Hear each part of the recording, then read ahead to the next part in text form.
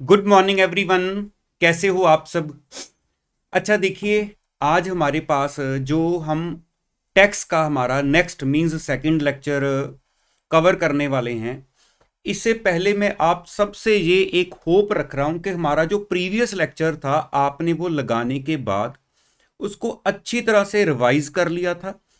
Revise का मतलब ये नहीं है कि चीजें रिटेन करके बैठे हो कि मैं आपसे पूछूं सर्कुलर क्या होता है कि आप सोचो वर्ड टू वर्ड में वही आपसे एक्सपेक्ट करूं, ऐसी बात नहीं है। लेकिन आपको एक बेसिक आइडिया होना चाहिए। हाँ, सर्कुलर का पर्पस ये था, ठीक है, नोटिफिकेशन का पर्पस ये था।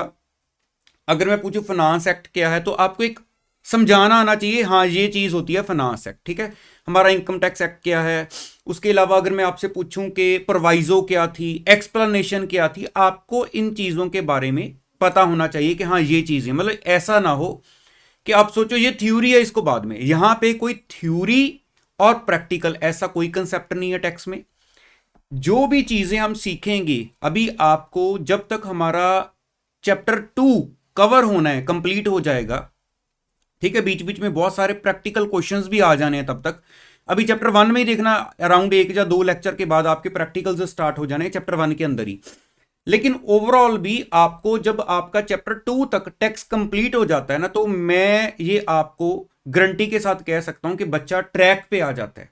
मतलब इनकम टैक्स में ट्रैक पे आने के लिए कि आपको अब ग्रिप लगे कि हाँ अब आगे बताओ, मेरे को पूरा पता चल गया कि इनकम टैक्स में बेसिक्स क्या हैं। तो उसके बाद टैक्स में ना मजा आने लग जाता है।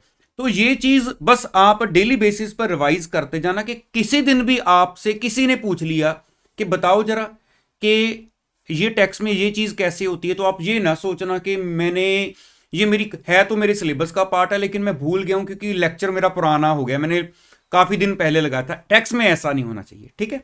चलो, अब देखो हमारा आज जो आगे टॉपिक स्टार्ट होना था, मैं एक बार आपको आपके सामने मॉड्यूल ओपन करके भी दिखा देता हूं। हम इस टॉपिक से स्टार्ट करने वाले हैं लेवी ऑफ इनकम टैक्स। इससे ऊपर ऊपर वाला सारा एरिया हमने हमारे फर्स्ट लेक्चर में कवर कर लिया था, ये केस लॉस तक, ठीक है जी। चलो, अब आप अपने पास स्टडी मटेरियल में ये टॉपिक ओपन कर लो, लेवी ऑफ इनकम टैक्स। मैं यहां से स्टार्ट करता हूं और मैं आपको थोड़ा सा प्रैक्टिकल टच देके ये सारा समझाऊंगा कि आगे की चीजें क्या हैं, ठीक है। मैंने आपको प्रीवियस लेक्चर में बताया भी था। चलो, अब आप अपने पास अपने मॉड्यूल में ये लेवी ऑफ इनकम टैक्स वाले टॉपिक को ओपन कर लेना। चलिए, देखो क्या कह रहे हैं, यहां पे बात हो रही है सेक्शन 4 की। हमारे सेक्शन 4 की बात हो रही है यहां पर,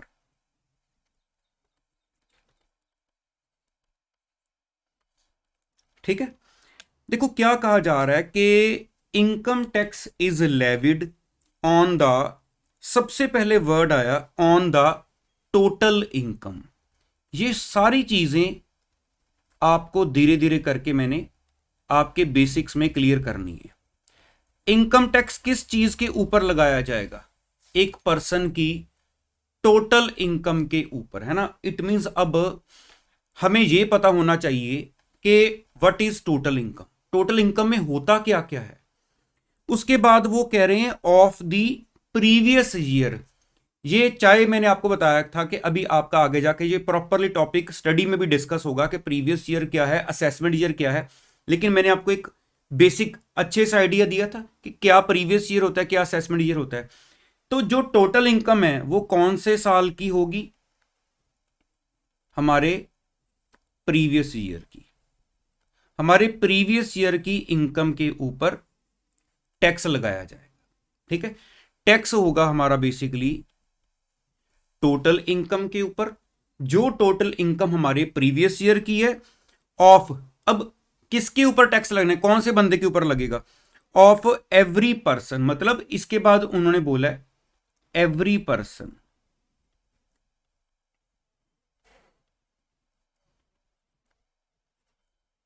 कि टैक्स लगेगा टोटल इनकम के ऊपर। अब आपके माइंड में ये चीजें फिट हो जाएंगी, टोटल इनकम के ऊपर टैक्स लगता है तो आपको टोटल इनकम कैलकुलेट करनी आनी चाहिए, ठीक है। कौन सी इनकम के ऊपर टैक्स लगेगा, कौन सी टोटल इनकम? प्रीवियस ईयर की टोटल इनकम, ठीक है। ऑफ एवरी पर्सन, अब यहां पे वर्ड पकड़ लो पर्सन, कि पर्सन का मतलब क्या हुआ? आप भी एक पर्सन हो, मैं भी एक पर्सन हूं, ठीक है। एक कंपनी है, कंपनी वो भी तो एक पर्सन है, चाहे वो आर्टिफिशियली है। अच्छा, उसके बाद में अगर आपसे बात करूं कि कोई फर्म है, वो भी तो एक पर्सन है। लोग एक पार्टनरशिप फर्म बना के भी काम करते हैं, लोग एक LLP means limited liability partnership बना के भी काम करते हैं, ठीक है। सोसाइटीज भी हैं, ट्रस्ट बने होते हैं, उसके अलावा एचयूएफ होती है, समझ रहे हो ना। ये सारे पर्सन की डेफिनेशन में आते हैं, लेकिन पर्सन की डेफिनेशन भी हमारी इनकम टैक्स में प्रॉपरली एक्सप्लेन्ड है कि पर्सन में क्या क्या आता है।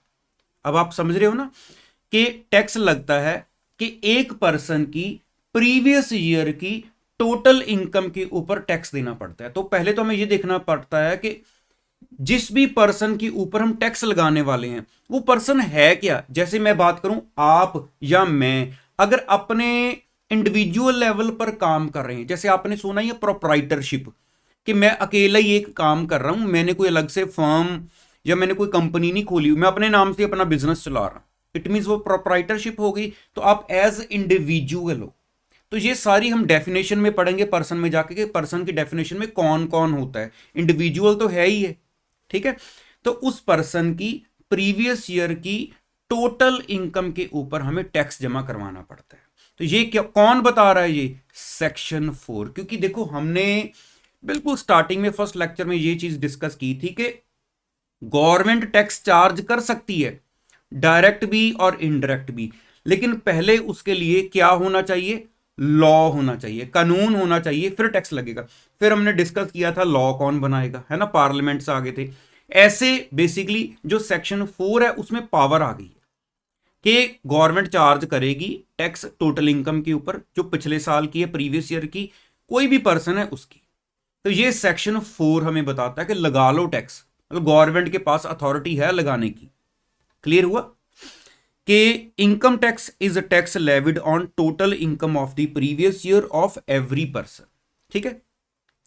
ए पर्सन इंक्लूड्स, अब पर्सन में जैसे वो इसको डिफाइन करने लगे हैं, लेकिन मैं पहले बता दूं अभी तो जस्ट ये वैसे ही डिफाइन हो रहा है जर्नल लेवल पर, डिटेल में इसकी डिस्कशन अभी आपकी आगे जाके आनी है। तो इसलिए ये टेंशन ना लेना कि पर्सन को मैं ओवर इन डेप्थ क्यों नहीं अभी डिस्कस करा, क्योंकि ये अभी आपका आगे जाके आएगा। जर्नली लिख अभी बता दिया गया है कि person includes an individual, Hindu undivided family means HUF, association of persons, body of individuals, firm, company etcetera. ठीक, पर्सन में ये सारी कैटेगरीज आ जाती हैं, लेकिन ये आगे जाके पढ़ेंगे। अब यहां पर देखो जो हमारा फर्स्ट पॉइंट आ रहा है, total income and tax payable. देखो आ रहा है ना ये वाला wording, total income and tax payable, total income and tax payable. अब आप ये सोचकर चलो कि आज की जो ये हमारी डिस्कशन है वो आपको आपके ओवरऑल जितना भी हमने इनकम टैक्स पढ़ना है, आपके 3 मॉड्यूल कवर करने हैं, ये सारा आपको ओवरव्यू मिलने लगा है। मतलब आज वाले लेक्चर के बाद बच्चा इनकम टैक्स ओवरऑल ऊपर से सारा समझ लेगा कि होता क्या है। मजेदार लेक्चर है बहुत। Total income and tax payable, जैसे सेक्शन 4 ने बोला था कि टोटल इनकम के ऊपर टैक्स लगता है ना, तो इट मींस टोटल इनकम क्या है, अभी हमें ये एक आइडिया मिल जाएगा, ठीक है। कैलकुलेशंस तो जब पूरे चैप्टर करेंगे तो सीखेंगे, लेकिन पता चल जाएगा टोटल इनकम होती क्या है। अब आप ये सोच लो कि मान लो आपके पास आपके ऑफिस में एक क्लाइंट आया है, ठीक है, थोड़ा प्रैक्टिकल टच देते हैं। वो क्लाइंट आके आपसे समझ रहा है कि देखो आप तो सीए कर रहे हो, आपने तो पूरा इनकम टैक्स पढ़ना है, आपको तो एक एक उसका कॉर्नर पता होना चाहिए कि कहां पे कौन सी टैक्स की प्रोविजन क्या कह रही है, ठीक है। लेकिन अगर कोई एक अनजान पर्सन जो जस्ट एक बेसिक सा आपसे पूछना चाहता है, क्योंकि उसने अपना काम करना है, उसने बिजनेस चलाना है, उसने और शायद जॉब करनी है, शायद उसकी प्रॉपर्टीज हैं, बहुत सारे उसके काम होंगे, वो पहले आपसे पूछ रहा है कि मेरे को थोड़ा थोड़ा इनकम टैक्स का बेसिक सा आइडिया दे दो, ताकि मेरे को आइडिया हो, मैंने अपना रिकॉर्ड्स मेंटेन करने हैं, या मैंने जब आपके पास में दोबारा आऊंगा कि देखो मैंने इतना पैसा कमाया, तो मैं एक कैसे आपके पास डाटा लेके आऊंगा, मेरे को थोड़ा बताओ इनकम टैक्स का सिस्टम। अब आप ये समझ लो कि आप उसको बताने लगे हो, जो हम अभी आगे स्टडी में पढ़ने लगे हैं। आप ये सोचो कि आप ये चीज उस पर्सन को समझा रहे हो कि देखो इनकम टैक्स में ऐसे फर्स्ट स्टेप से ऐसे चला जाता है, ठीक है। अब देखो जो हमारा पॉइंट 1 आया कि total income and tax payable. अब यहां पे पैरा क्या कह रहा है, ध्यान से देखना। Income tax is levied on an assessees total income. मैंने आपको बताया था ना कि असेसी की डेफिनेशन भी चाहे अभी हम आगे पढ़ेंगे, लेकिन अभी एक सिंपल कह लो वर्ड्स में हम कह सकते हैं कि जो भी पर्सन जिसके ऊपर जिसके रिगार्डिंग हम टैक्स की कैलकुलेशंस कर रहे हैं वो असेसी बोल दिया जाता है। मान लो आपने अपनी इनकम टैक्स की कैलकुलेशन करके रिटर्न फाइल करनी है तो आप असेसी हो, ठीक है। अभी इतना समझ के चलो। Income tax is levied on an assessees total income. Such total income has to be computed as per the provisions contained in the Income Tax Act 1961। कि हम असेसी की टोटल इनकम के ऊपर टैक्स कैलकुलेट करते हैं, और वो जो टोटल इनकम है वो इनकम टैक्स एक्ट जो हमारा 1961 है उसकी जो प्रोविजंस में जैसे जैसे बताया गया है उसके अकॉर्डिंगली हम टोटल इनकम को कैलकुलेट करते हैं, ठीक है। बात तो शॉर्ट में यही है कि प्रीवियस ईयर की टोटल इनकम के ऊपर असेसी को टैक्स देना पड़ता है, ठीक है। Let us go step by step to understand the procedure for computation of total income of an individual for the purpose of levy of income tax.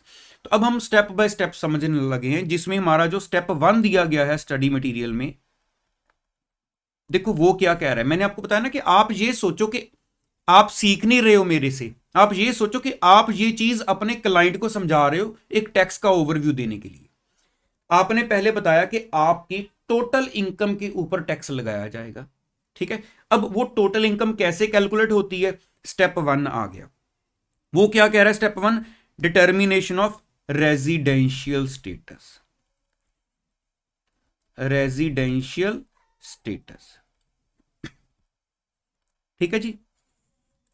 Determination of residential status. अब ये क्या चीज है, बहुत ध्यान से सुनना मेरे से। आपका जो आफ्टर चैप्टर 1 चैप्टर 2 आएगा वो सारा आपको रेजिडेंशियल स्टेटस कैसे चेक किया जाता है वो सिखाएगा, ठीक है। अभी तो आपको सिर्फ मैं ओवरव्यू दूंगा जो जितना यहां पे बताया गया है कि रेजिडेंशियल स्टेटस ये क्या हुआ, लेकिन दूसरा चैप्टर हमारा फिर रेजिडेंशियल स्टेटस के इन डेप्थ चला जाएगा कि इसको कैलकुलेट मींस हम चेक कैसे करते हैं। अब देखो रेजिडेंशियल स्टेटस क्या है। The residential status of a person, देखो वर्ड्स आ रहे हैं, क्या टर्म आई, अभी हम बात कर रहे हैं रेजिडेंशियल स्टेटस की। किसका चेक करना है, हमने ऊपर सेक्शन 4 ने बताया था कि जो भी पर्सन है उसकी प्रीवियस ईयर की टोटल इनकम के ऊपर टैक्स लगाया जाता है। तो यहां पे बात हुई थी पर्सन की। अब नीचे उन्होंने एक सिंपल सी वर्डिंग में बताया था, पर्सन में इंडिविजुअल भी आता है, पर्सन में कंपनी भी होती है, फर्म भी होती है, बहुत कुछ है ना एटसेट्रा करके।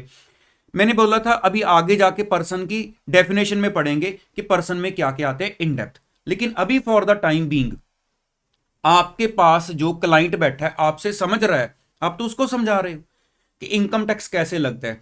अब मान लो आप उस पर्सन को जब बताओगे जो आपके सामने बैठा है, देखो वर्ड निकल रहा है हमारे मुंह से पर्सन, कि उस पर्सन को बताओगे, लेकिन पहले ये देखना पड़ता है कि वो पर्सन किस कैटेगरी में आता है, इंडिविजुअल, एचयूएफ, कंपनी, फर्म, ऐसे।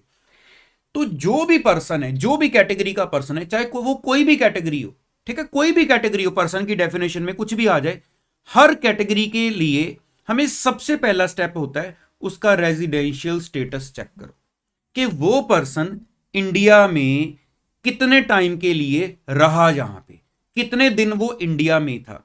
जहां इसके अलावा हमारे पास जो भी हमारा चैप्टर 2 है हमें वो रास्ते बताएगा कि कैसे कैसे रेजिडेंशियल स्टेटस को चेक किया जाता है। जैसे अगर मैं बात करूं इंडिविजुअल की, फिर तो हम उसका इंडिया में स्टे देखते हैं, ठीक है, वो कितने दिन इंडिया में रहा। अब कंपनी है तो उस केस में क्या करेंगे, फिर स्टे कैसे देखेंगे, है ना।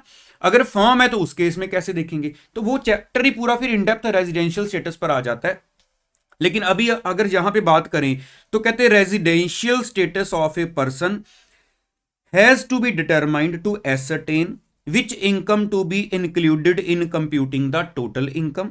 The residential status as per the income tax act 1961 can be classified as under. तो आपको एक चार्ट दिया हुआ है कि जो रेजिडेंशियल स्टेटस जो है जब हम वो चेक करते हैं, ठीक है, जब रेजिडेंशियल स्टेटस चेक करते हैं, पहली बात तो जैसे मैं आपको बता रहा हूं, जब रेजिडेंशियल स्टेटस चेक करना है तो पहले हमें यह देखना पड़ता है कि जिसके ऊपर हमने टैक्स लगाना है, जिसकी हम टोटल इनकम देखना चाह रहे हैं, वो पर्सन की कौन सी डेफिनेशन में आ रहा है। क्या वो इंडिविजुअल है, क्या वो एचयूएफ है, क्या वो फर्म है, क्या वो कंपनी है। ऐसे जितने भी हमारी पर्सन की डेफिनेशन में कैटेगरीज आती हैं, पहले हमें यह देखना है कि वो कौन सी कैटेगरी का है।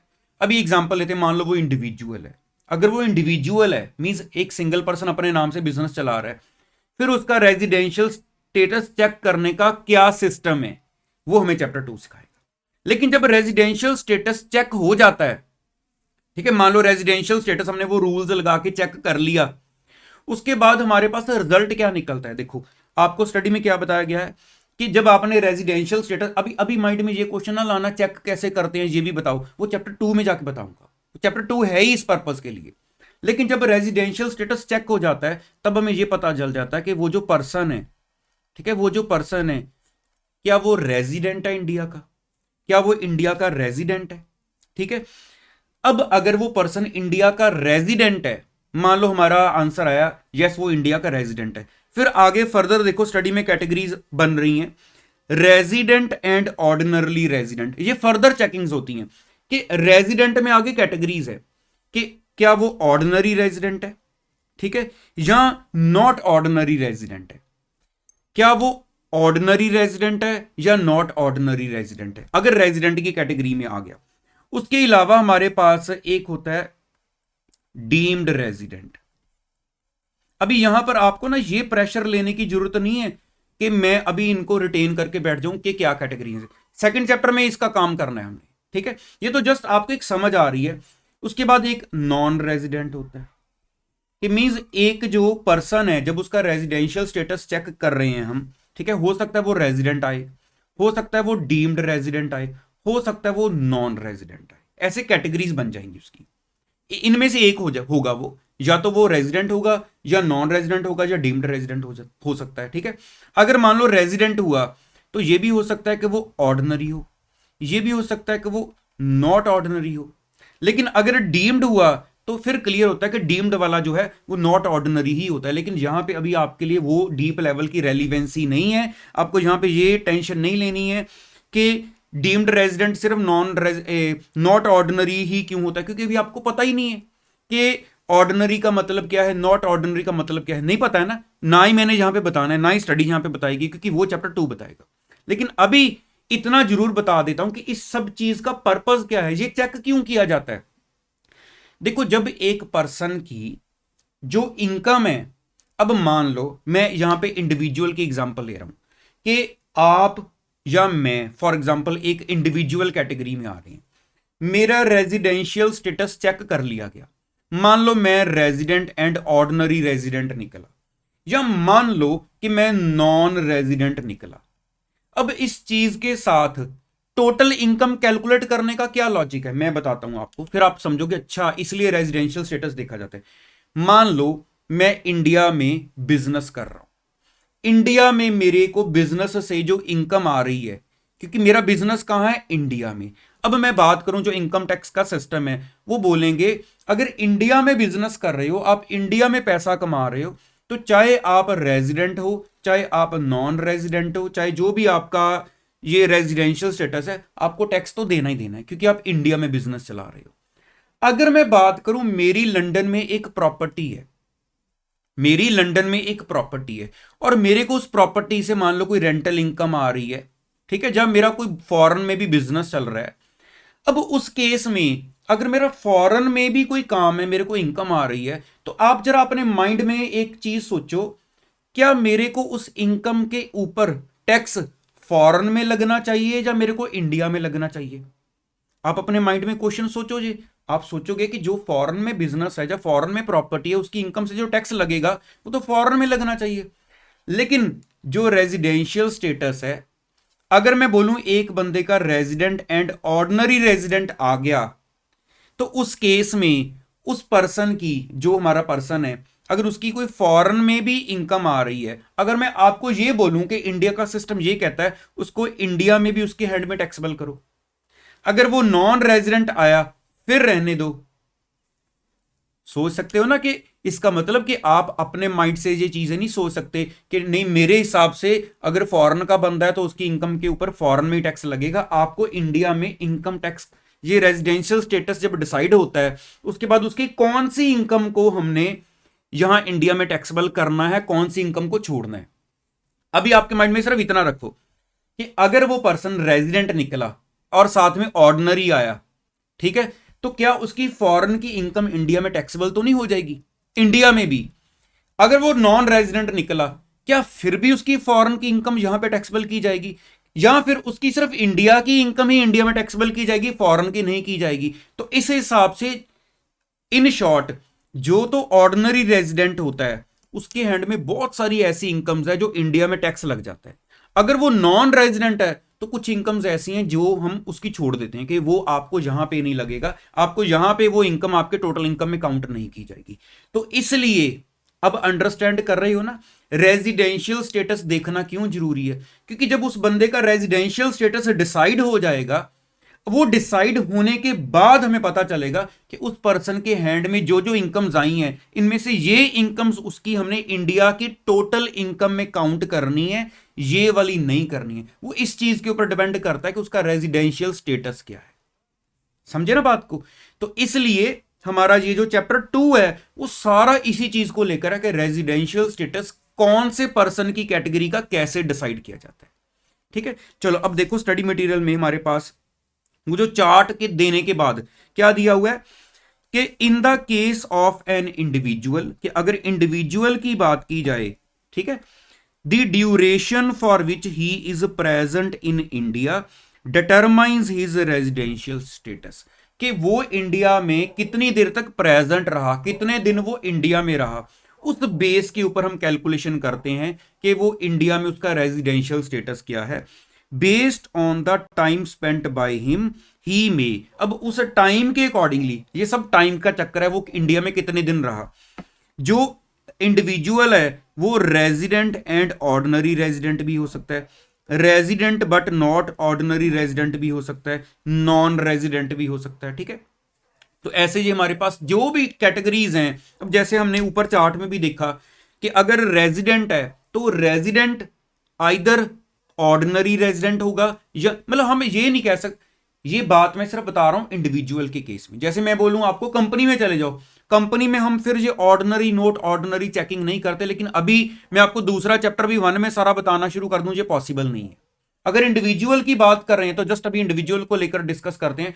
अगर इंडिविजुअल का रेजिडेंशियल स्टेटस जब चेक किया गया उसका स्टे के अकॉर्डिंगली वो रेजिडेंट आ गया, क्योंकि पहले देखा जाता है रेजिडेंट हो या नॉन रेजिडेंट हो, अगर रेजिडेंट हो फिर आगे देखा जाता है कि ऑर्डिनरी हो या नॉट ऑर्डिनरी हो, ऐसे चेकिंग की जाती है।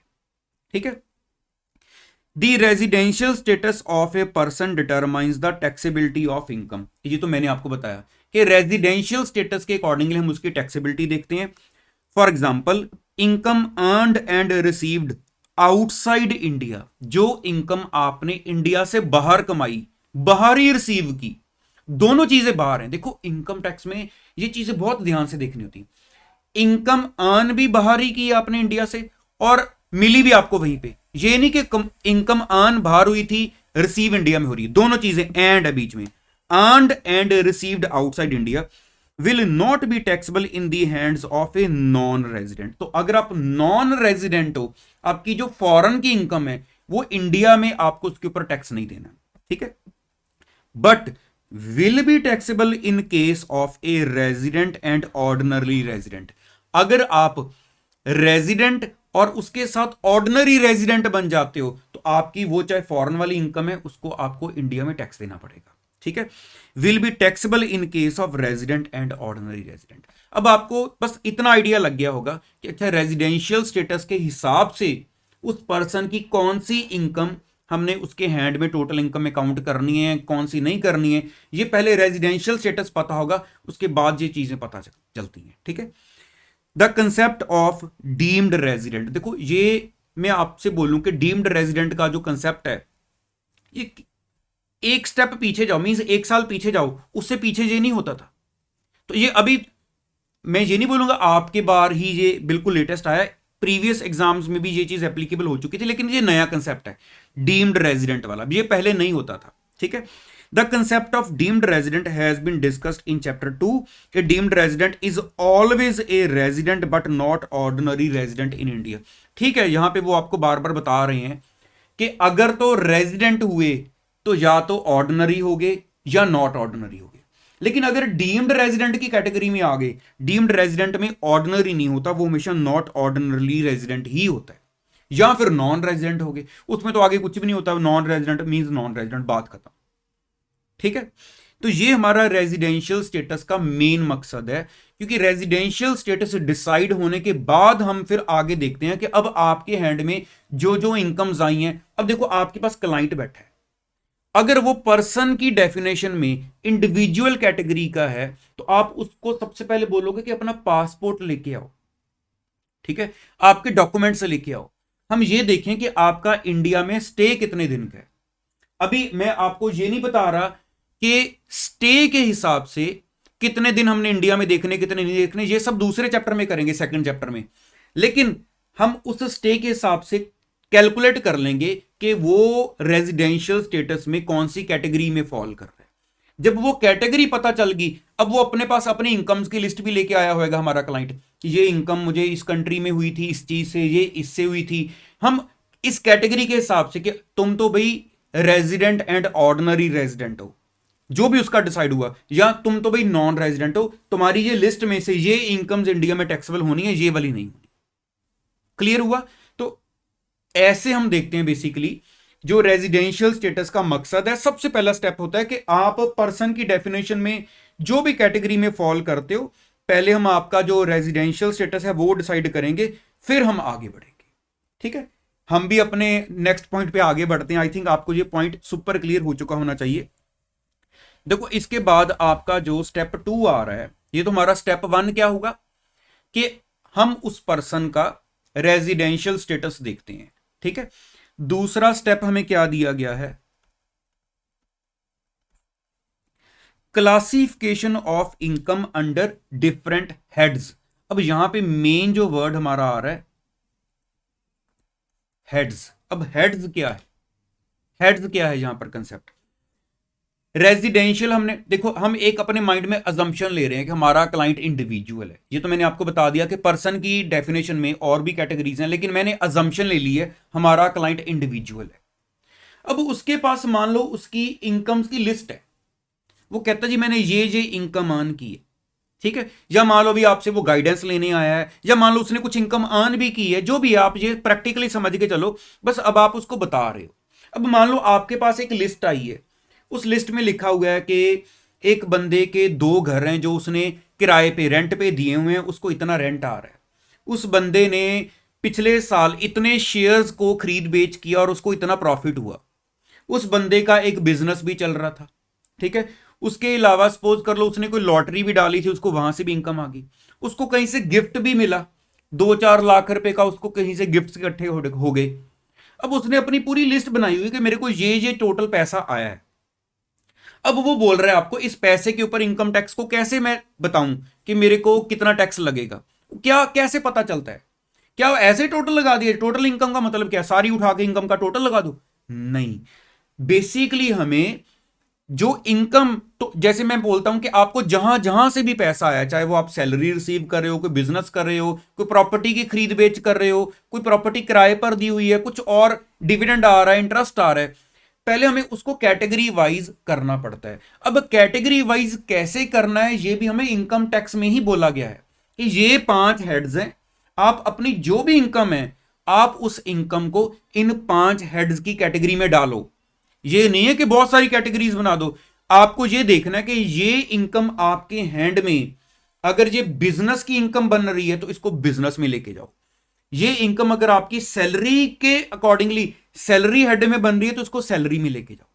ठीक है, तो इस हिसाब से हमारा स्टेप 2 हमें क्या बता रहा है, देखो कि ए पर्सन में earn income from different sources, के एक बंदे की बहुत सारे सोर्सेज से इनकम हो सकती है, क्योंकि पैसा कमाने के सोर्स तो बहुत सारे हैं। ठीक है, for example a salaried person earns income by way of salary, he also gets interest from bank savings account fixed deposit. आप सोचो प्रैक्टिकली, क्यों ये ना सोचो कि हम सिलेबस कर रहे हैं, आप ये सोचो आप सीख रहे हो। आपके घर पे अगर मान लो कोई पर्सन जॉब करता है तो उसकी सैलरी आती है, तो ये थोड़ी होगा कि उसकी सिर्फ सैलरी से इनकम होगी। क्या उसने कभी बैंक में पैसे जमा नहीं करवाए? करवाए होंगे ना। क्या उसने कभी बैंक में एफडी नहीं करवाई? अगर एफडी करवाई है तो बैंक आपको एफडी के ऊपर इंटरेस्ट देता है। अगर सेविंग्स अकाउंट है तो घर पे वो पासबुक खोल लेना, या ऑनलाइन स्टेटमेंट निकाल लेना, या बैंक से स्टेटमेंट ले आना, वहां पे लिखा होगा कि आपका साल में ये नॉर्मली जैसे मान लो फॉर एग्जांपल क्वार्टरली इतना इतना इंटरेस्ट आपको दिया गया जो आपका बैंक के पास सेविंग अकाउंट में बैलेंस पड़ा हुआ है। तो वो इंटरेस्ट जो मिल रहा है, चाहे वो सेविंग्स अकाउंट है चाहे वो एफडी है, वो भी तो आपकी इनकम है। इट मीन एक सैलरीड पर्सन सैलरी तो रिसीव कर ही रहा है, लेकिन उसके जो पैसे बैंक में पड़े हैं उसको वहां से इंटरेस्ट भी तो आ रहा है। तो सोर्स तो बहुत सारे बनने शुरू हो गए। He also gets interest from bank savings account fixed deposit. Apart from this, if he has invested in shares, he would be getting dividend, and when he sells these shares, he may earn profit on such sale. मान लो आपने shares खरीद लिए, 2 साल रख के बैठे हो, company ने डिविडेंड दिया आपको, 2-3 साल के बाद आपने बेच दिए। खरीदे थे मान लो आपने 1 लाख के, बेच दिया आपने 1,50,000 के, आपको वहां पे गेन भी हो गया। तो आपने शेयर्स जब तक रखे, डिविडेंड भी कमाया, बेचने पर आपको प्रॉफिट भी आया, आपकी वो भी इनकम होगी। ठीक है।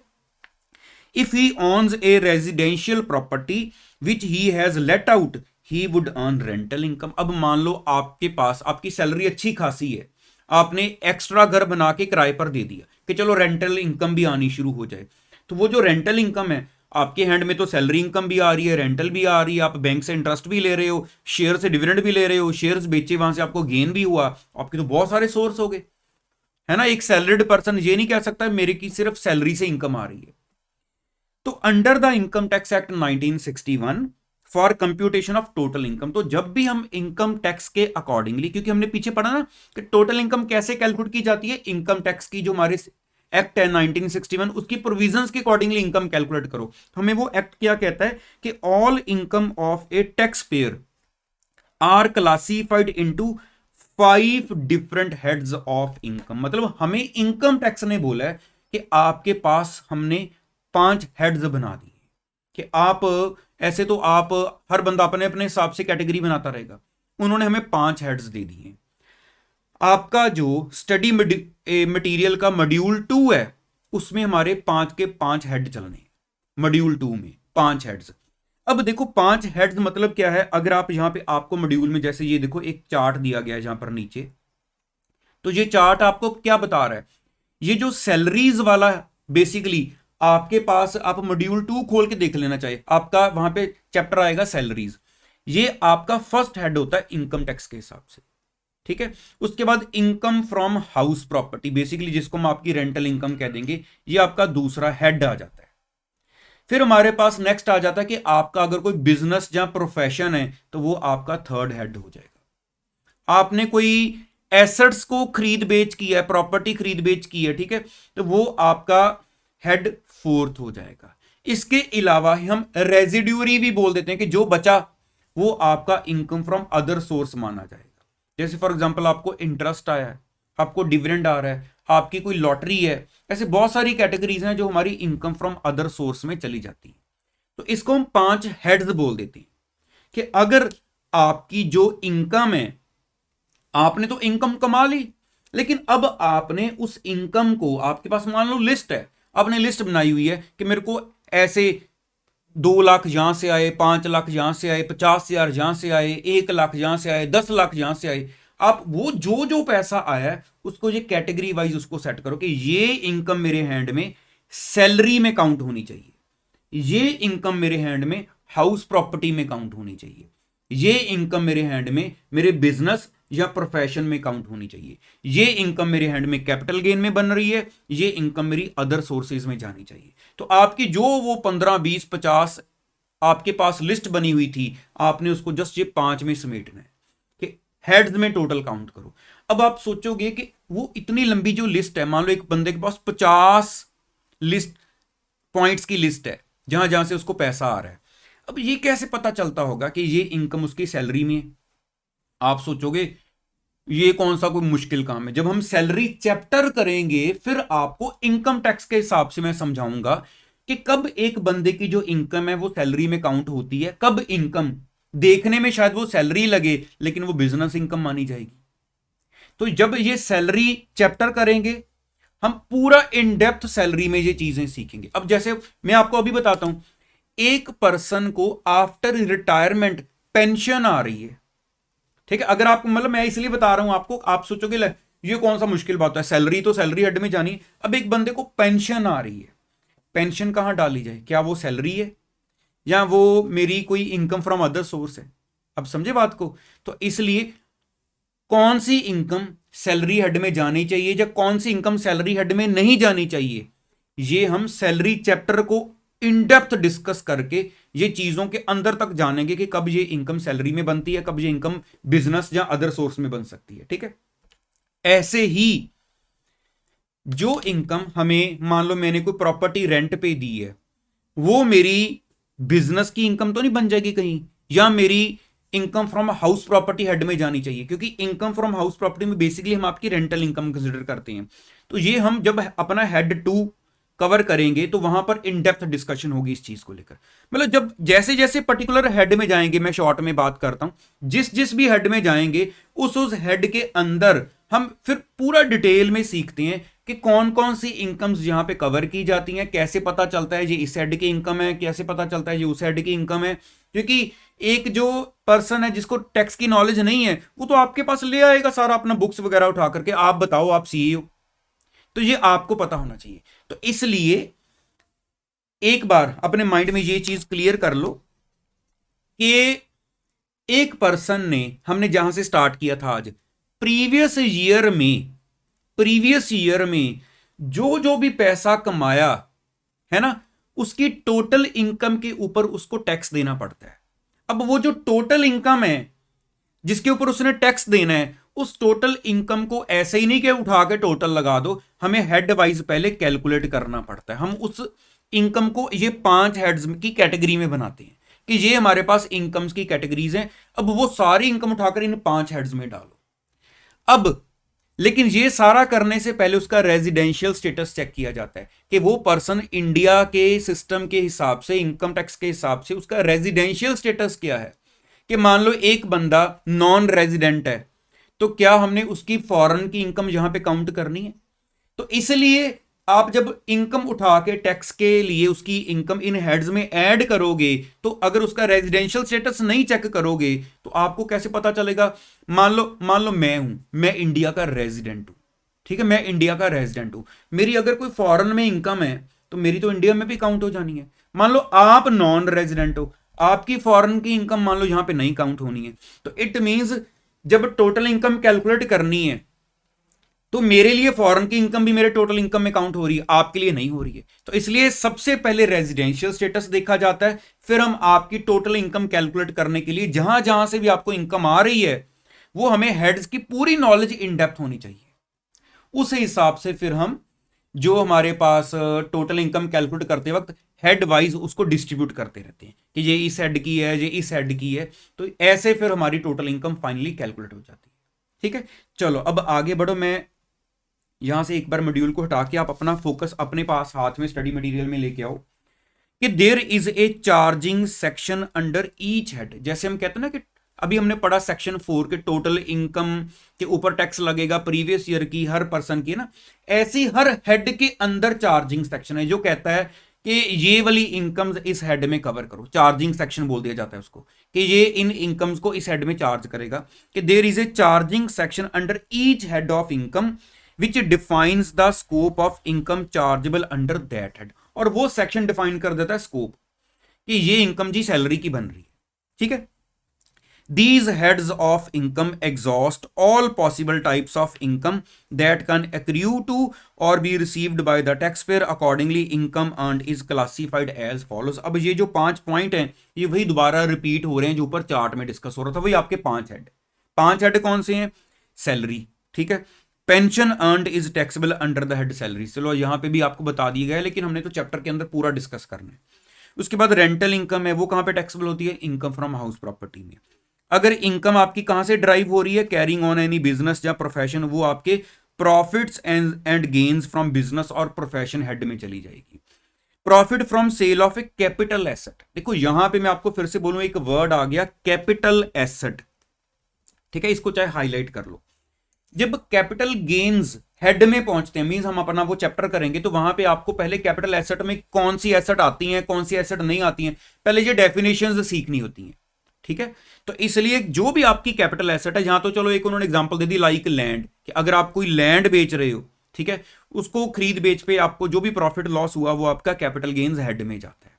उसके बाद आ गया fifth head of income is the residuary, means जो बच गया हमारे पास, income which is chargeable to tax but not taxable under the first 4 heads will be taxed under the head income from other source, कि जो income अब बच गई ऊपर 4 में नहीं आई वो हमारी फिफ्थ में आएगी। लेकिन प्रैक्टिकली मैं आपको बताऊं कि जब हमने फिफ्थ हेड करना है, आपको अंदर ही ऑलमोस्ट काफी इंफॉर्मेशन मिल जाती है, आपका माइंड वैसे क्लियर हो जाता है, अच्छा ये इनकम अदर सोर्स में ही जाती है, ठीक है। ऐसे नहीं होता कि आप पहले कर करके देखो ये किसमें जाएगी, ये उसमें चलेगी, अच्छा ये बची है इसमें, ऐसा नहीं होना, आपको पता ही होना कि ये अदर सोर्स की इनकम है, ठीक है। The tax payer has to classify the income earned under the relevant head of income, कि जो टैक्स पेयर है वो ऐसे इनकम टैक्स को दे सकता जी ये लो मेरी टोटल इनकम, इतना मेरा टैक्स बना, पहले हेड वाइज हमें अपनी इनकम को क्लासीफाई करना पड़ता है। आई होप स्टेप नंबर 2 तक सबको अच्छे से क्लियर हो गया होगा। और बस आप अपने माइंड में ना यहां तक एक चीज और ऐड ऑन कर लेना कि जो 5 हेड हैं ऑर्डर वाइज, पहला हेड सैलरीज की इनकम है ना, दूसरा हेड हमें इनकम फ्रॉम हाउस प्रॉपर्टी आ गई, तीसरा हेड बिजनेस प्रोफेशन की income, fourth head capital gains की, फिर अदर सोर्स की। ऐसे आपको 5 हेड्स के नाम एज इट इज याद होने चाहिए, ठीक है, एज इट इज याद रखना कि जैसे जैसे हमारे हेड्स के नाम है। फिर हम आगे अभी स्टेप नंबर 3 पे पढ़ते हैं, ठीक है।